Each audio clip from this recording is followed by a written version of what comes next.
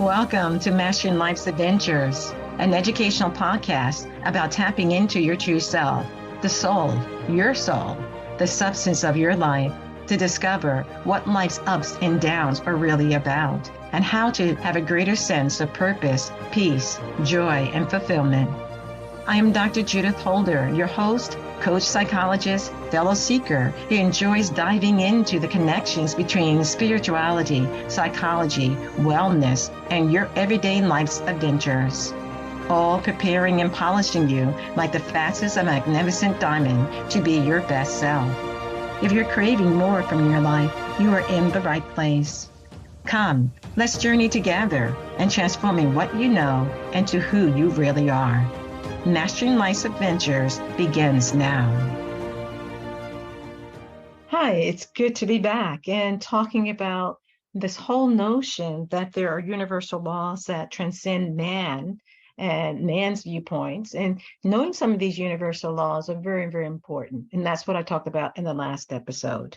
And one of the things that I was thinking about, in continuation of the laws, universal laws, and how they provide order, and they provide our ability to be able to trust this particular order, that we won't have planets colliding into each other, that we will have the seasons, whatever those seasons are in the different places of the earth, 1 season, 2 seasons, 3 seasons, 4 seasons.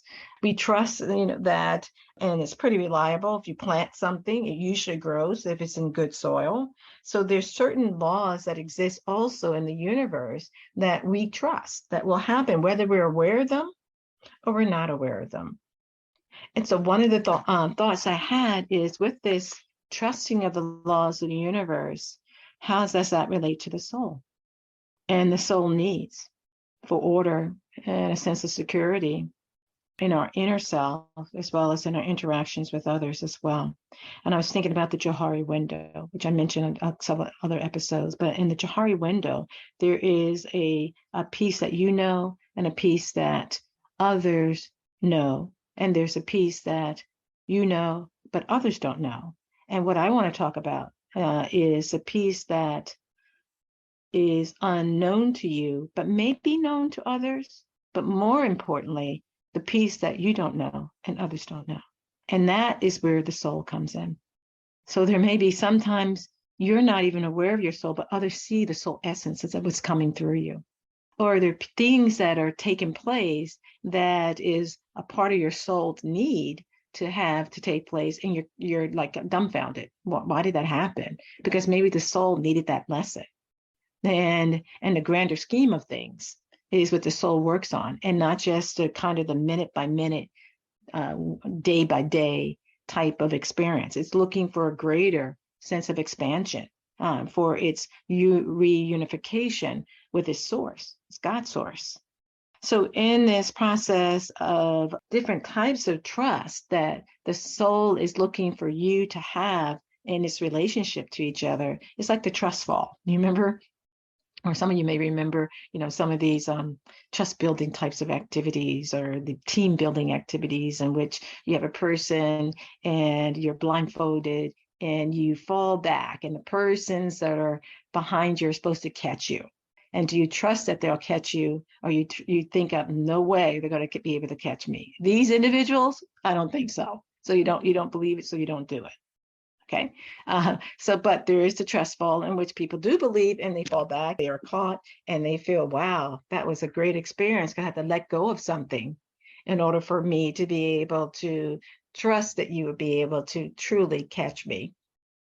And then, the other is the pen, the tail, and the donkey that occurred in childhood, elementary school, in which you were blindfolded, and then people were trying to direct you to take that pen and pen it on the tail of the donkey. And the person who was able to do it most accurately got a prize to be able to do that. And the teacher would give a prize. And so, but you would have to trust what other people were saying to you and help them to direct you to pen that tail on the donkey. Now, with that being said, these are all forms in which we're trusting other people to be able to direct us in the right way. And so it's somewhat innate that we want to be able to trust. It is an innate desire and wanting to trust others and also to trust ourselves.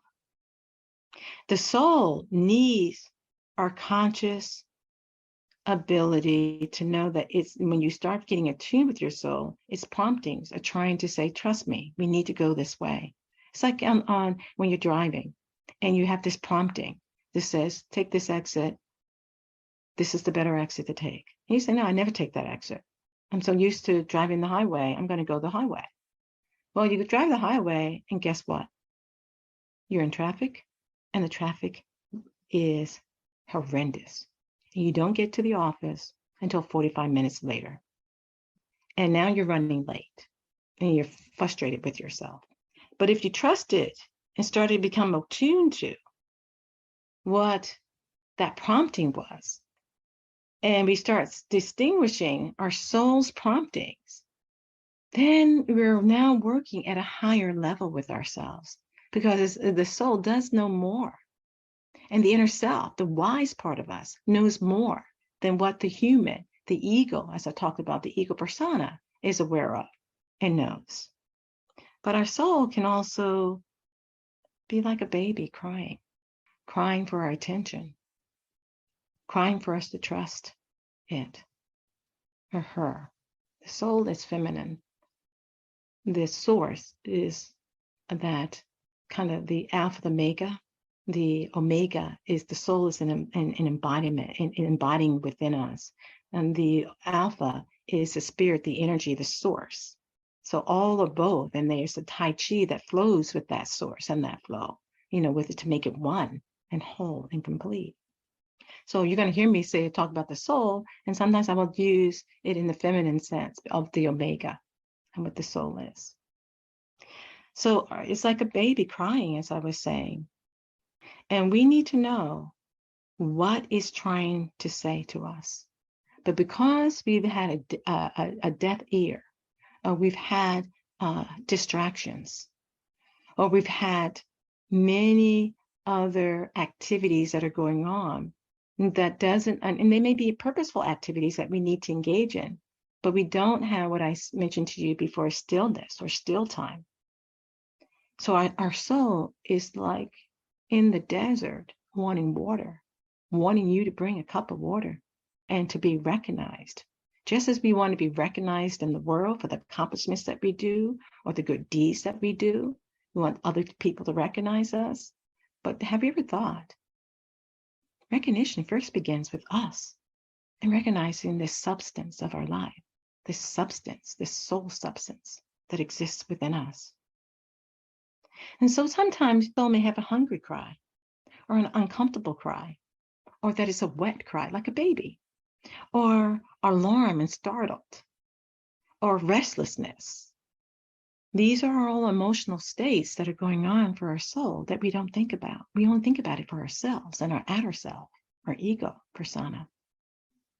But our soul, like a baby, can also pout. And like teenagers, young adults, older adults can pout because it's not being heard. It's not being recognized. And what we're on the quest of, or the adventures around, is how we recognize our soul and how we recognize the voices of our soul and what it needs. And what excites our soul, our inner self, brings peace to who we are. So we have to be aware that just as we want to do the trust fall in other people, and we can try to trust other people, we also need to do the trust fall with ourselves and trust the promptings and start to be discerning of what our soul is trying to say to us and how we need to continue to progress, advance through life's adventures. And these adventures are all trying to teach us the language of our soul and also trying to teach us the power of love, forgiveness, letting go of certain things that may have happened to us. So I'm going to talk about trust in a different way too.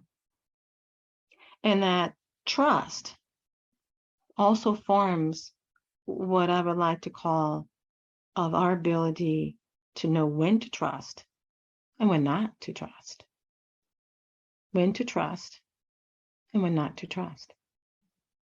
That's what our soul is looking for, so that it becomes more discerning. You become more discerning. There's certain things, there's certain situations that you make sure you're validating that is true. Taking it all in and realizing maybe the assumption that was being made was not the right assumption. So I had a situation that happened to me at I'll say a cell phone establishment. I had gotten a new phone, but I had no case. But the old case, not old, but it was a kind of an older case that I had not used, so it was still new. But I had taken my new phone and put it into the old case that I did have, and it fit perfect. And I said, wow, this is great. I don't have to get another case. This is all related to trust. So then when I put my speaker on, it didn't work.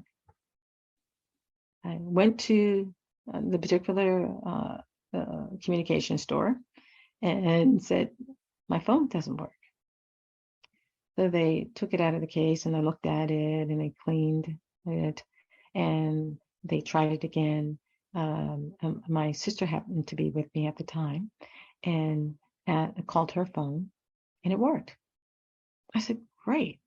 Thank you so much. What did you do? And he showed me how he did a reset on the phone and so forth. So I said, thank you very much. And so then I went outside the brick and mortar building and I said, let me just call one more time. This is my trusting of my intuition, my soul. So let me just call you one more time, talking to my sister.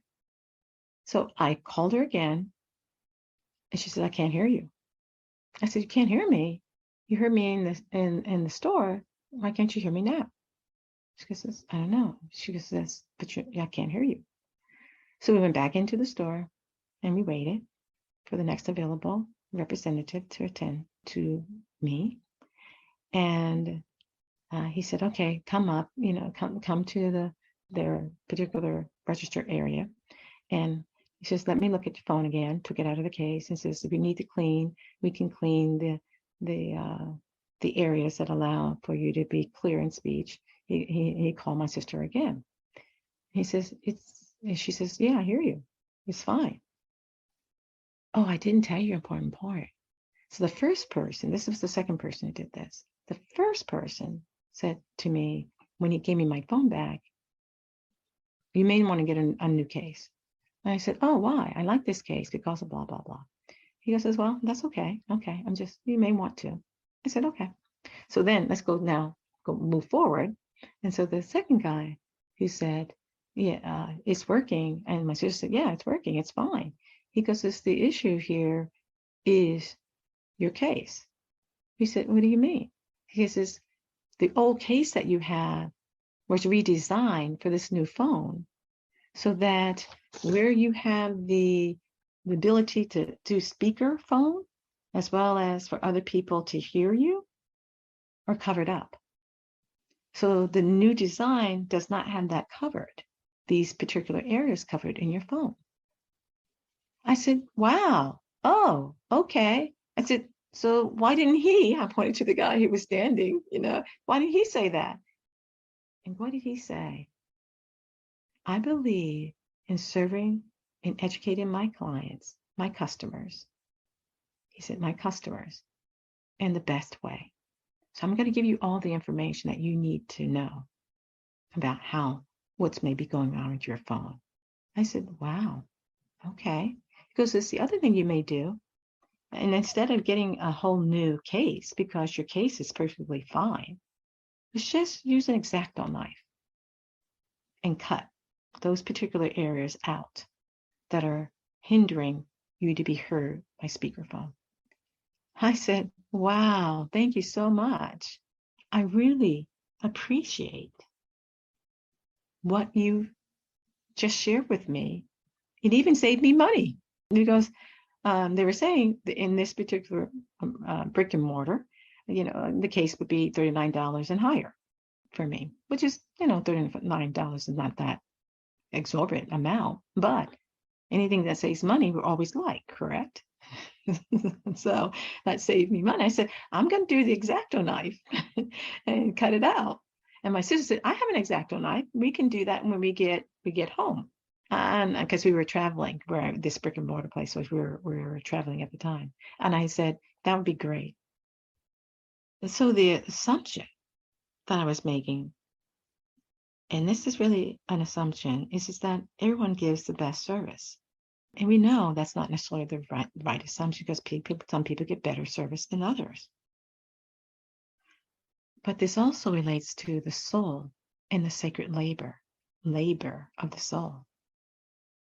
So we're always all talking about the soul and the sacred labor of the soul. And the soul wants to, whatever we do it our best. And this relates to being your best in the soul evolution. So the first person that assisted me did a job. And maybe it was a good, he gave me some additional information, and that was good. But the second one was being at his best, doing his best to give the highest and the most information. And sometimes what we're realizing is that a person gives you information, but you also verify. So you trust and you verify the information. That's what the soul wants you to do. Trust what they're saying, verify it, and see if it works or not. And that's what I want you to do with anything that we're talking about. Verify it and see.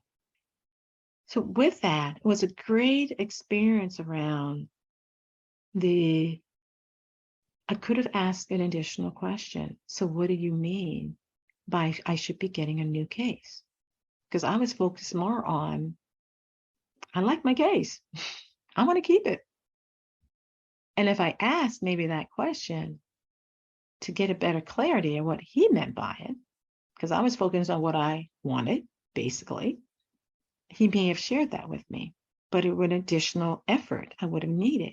This particular second guy automatically gave me the information, because he said, it is my desire to give my customers the best service. And that reminded me of my mother's statement that we were raised with: good, better, best. The good get better, but the better get best. And that's what we want to do. Move from better to best, not good, but better to best, and be at our best self as often as we can, joyfully, harmoniously, and happy to be our best, because that allows our soul to shine. So the ways of the soul are not necessarily the ways of the world. And the ways of the world are more focused on materialistic and wanting materialistic types of things and fulfilling certain desires, human desires. And some of that is fine. But the ways of the soul is for infinity, for divinity, wanting to be able to continue to be garnered and build the ties to its soul source, the God presence, the I am, the Atman. So we talked a little bit about, it seems like, this whole notion about cosmic law and the Johari window, and the needs of the soul, and knowing, being aware that the soul, like a baby cries. And as we're talking about the assumptions that sometimes that are made, that may be flawed assumptions, that we think are based on, that are faith-based, but we also have to confirm, to see, and ask more questions to see if these particular things that we have faith around, that everyone's going to give us great service, are accurate. Because what the person gave was good service, but was it great service? And maybe I wouldn't have needed great service at that time, but I did need great service because I needed the extra information to help me to understand why my case was not the appropriate case as it existed. Modified now, it's fine. So I hope that makes sense. Please feel free to ask questions about it. What are your thoughts? Take care. Thank you for joining me for this episode on Mastering Life's Adventures, being your best self through soul evolution.